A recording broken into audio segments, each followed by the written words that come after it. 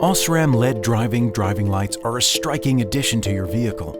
But if you intend to use them on public roads, there are specific ECE regulations to follow regarding how and where to fit them. And equally important, how many lights you're allowed to fit. Every ECE-approved headlight, including the one built in your car, has a molded or printed E-mark. To the right or left of that E-mark, you will find what is called a reference number. These all-important numbers give an indication of a high beam headlight's intensity. The higher the reference number, the more powerful the headlight. Under ECE Regulation R112, the total of your reference numbers, including your existing high beam lights, must not exceed 100. Lights must be installed in pairs.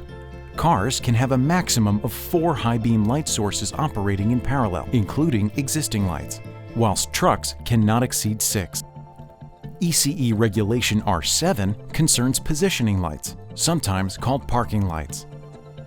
Both trucks and cars can have a maximum of 4 positioning lights. They must be directly wired, mounted in pairs following specific measurement guidelines, and must adhere to special mounting regulations on width and height.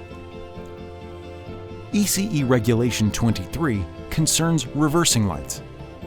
For cars under 3.5 ton, you are allowed to install only 2 additional reversing lights. For vehicles over 3.5 ton, you are allowed to install 2 reversing lights in the rear and 2 on the sides. All must adhere to special mounting regulations on width and height.